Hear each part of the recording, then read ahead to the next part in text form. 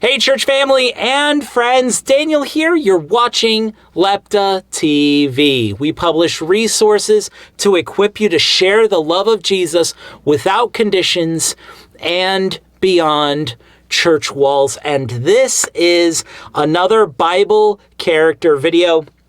We're taking a look at Felix, the Roman governor we read about in Acts chapters 23 and 24. There's a really important lesson we can all draw from what we see about him in the scriptures. But first, who was Felix? So Felix was the governor of Judea during the Apostle Paul's ministry, and Paul was actually brought before Felix after the crazy incident he had with the Sanhedrin, which was basically the Supreme Court of the Jewish people in those days.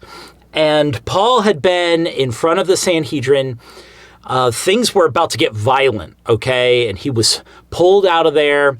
It was like a near-death experience for Paul. But then the next morning, more than 40 men made this oath, this promise. They swore they wouldn't eat anything or drink anything until they killed Paul. They had this plot.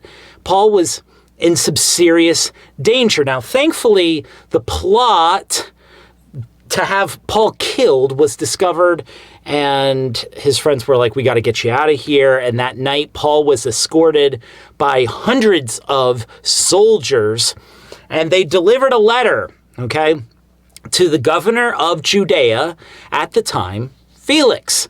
And the letter is included in the Bible, which is pretty cool. You can actually read it. It's fun. Here's the letter that they sent to Felix. This went to Felix. And Felix agrees to see him once his accusers arrive. So he gets promised this audience with Felix, which is cool. And he's kept under guard at Herod's palace, which is great because it means no one can kill him, which is nice, right? Good stuff. And that's all in Acts chapter 23. Now, Felix really helps Paul here. He's going to have an opportunity to defend himself before him. He's going to be safe. So good stuff. And in Acts 24, we have the actual trial, Now, the lawyer for the accusers, his name was Tertullus, which is an amazing name, Tertullus, And he paints Paul basically as a troublemaker, someone who's stirring up things, someone who's rebellious, somebody who's a threat. Now, Tertullus knew what he was doing. We know from the writings of the Jewish historian Josephus that Felix was aggressive, in stamping out rebellions, not hesitating to use violence. He was presented as being cruel and harsh, And he was particularly cruel when there was unrest. And there was clearly unrest. And Tertullus is like, listen, you see this unrest? It's all on Paul. And not only does Tertullus say this, but in Acts 24:9, there's confirmation other people are agreeing with Tertullus. So they're hoping this is an open and shut case, that Felix, who has no tolerance for rebellion, he's ruthless, he's just going to take the bait. He's going to accept their narrative that it was all on Paul. And then in Acts 24:10, Felix nods to Paul to speak, and Paul gives his defense. Now, he argues he was not stirring up trouble of any kind, which we know is true. They were going after Paul. Paul was not going after them.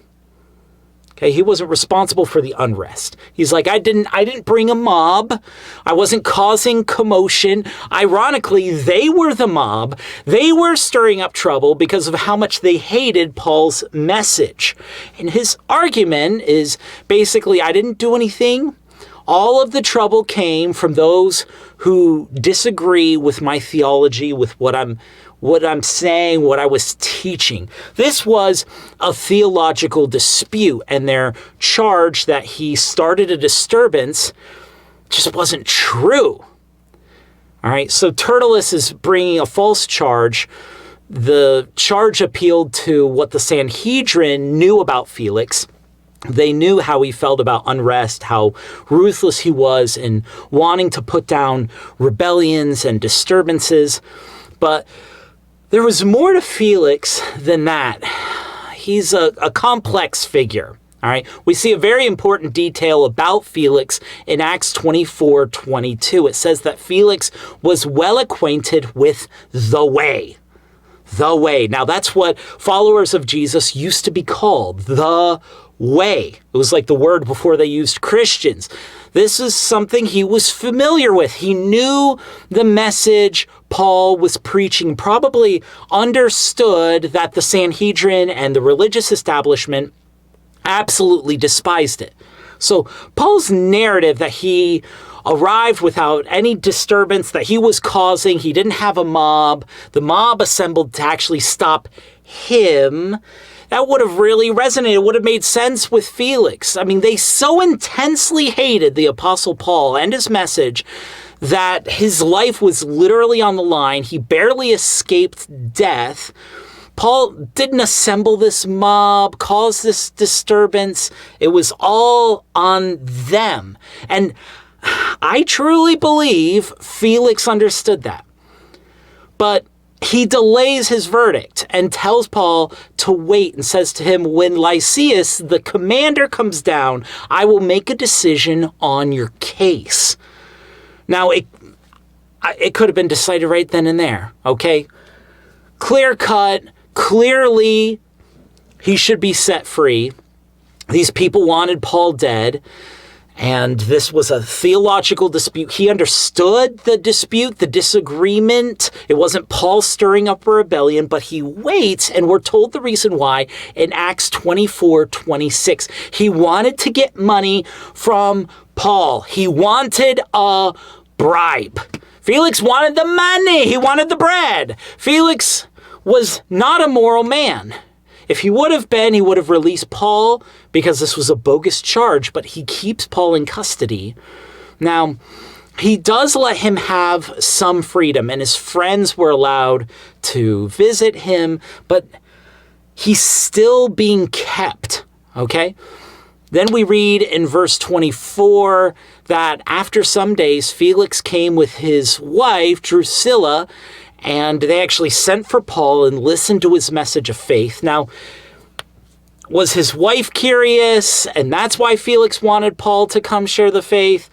Or was it Felix who was intrigued and curious? Or maybe both of them were? We don't know.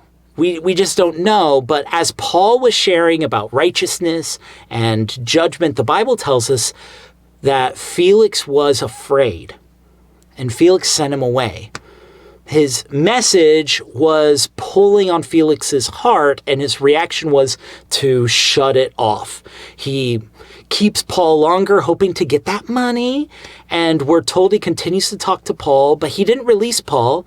He wanted that bribe, and what's worse, Paul stayed in custody for the rest of Felix's time, 2 more years, and Felix kept him in custody, the Bible tells us, as a favor to the Jews, even though he knew it wasn't fair, it wasn't right. So that's Felix, the governor of Judea.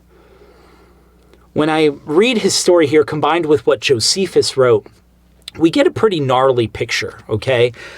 Objectively gnarly, all right? This guy's actions were clearly corrupt. He kept Paul imprisoned waiting for a bribe on a charge he knew wasn't true, and then kept him in custody just to appease people, even though he knew it wasn't right. So that's awful. Okay, that's awful. But there is genuine complexity here. People are complex. All right, Felix, he knew about the way. He listened to Paul. He requested to speak with Paul more than once. And when Paul was sharing faith in Christ with him, he had a response. He was afraid. And think of that. Think of that. This cruel, tough leader who was corrupt, openly corrupt, loved bribes, was ruthless. He had this vulnerable moment.